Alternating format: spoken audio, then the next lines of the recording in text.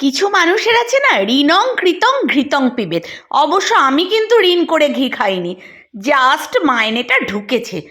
অমনি মাছওয়ালার কি দরকার ছিল আমার বাড়ির সামনে দিয়ে ঘুরঘুর করে ডাকার? যাই হোক, যেই না দেখলাম কিনে ফেললাম।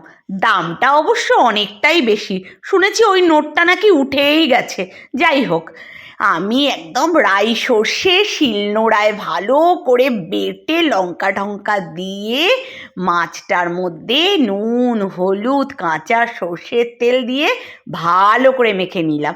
আরে ইলিশ মাছ বলে কথা, কতক্ষণ আর নিজেকে কন্ট্রোল করব বলো? মাছওয়ালার আর কি দোষ?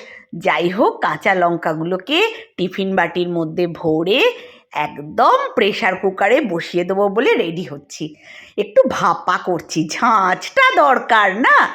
আমি অবশ্য প্রেশার কুকারে করলাম, তোমরা করলে কড়াইয়ের ওপরে জল দিয়েও করতে পারতে। এইবার একটা দুটো সিটি দিয়ে নাবিয়ে নিলাম, জাস্ট অমৃত।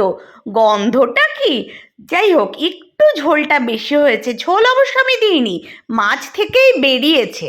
আর লঙ্কাগুলো উফ, অমৃত গো। তারপরে গরম ভাতে ভেবেছিলাম এক পিস খাবো, না না না, এক পিস পয়সা দিয়ে কিনেছি, 2 পিস।